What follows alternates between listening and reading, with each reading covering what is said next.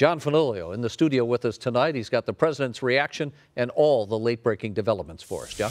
Cord and Rick, Attorney General William Barr's summary of the Mueller report appears to back up the president's claim that he didn't conspire with Russia. Barr also says the evidence was not sufficient to support a charge of obstruction of justice. But Democrats say they won't be satisfied until the full report is released. President Trump returning to Washington, D.C. in high spirits. I just want to tell you that America is the greatest place on earth. After learning special counsel Robert Mueller found no evidence that he or any members of his campaign conspired with Russia during the 2016 election. But whether Mr. Trump illegally obstructed justice remains unresolved. Attorney General William Barr and Deputy AG Rod Rosenstein deciding Mueller's investigators had insufficient evidence to support a prosecution of the president for committing such a crime.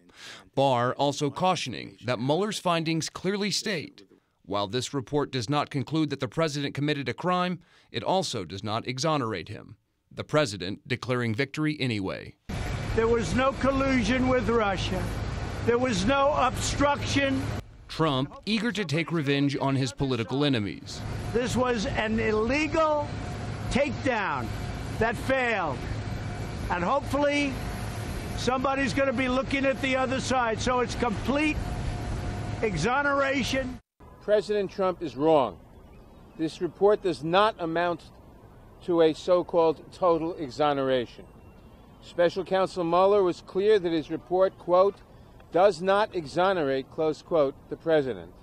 House Judiciary Chairman Jerry Nadler calling for the full report to be made public and announcing he'll be calling on Barr to testify before Congress in the near future. The entire unfiltered report, as well as the evidence underlying that report, must be made available to Congress and to the American people. You think they're ever going to make that report public?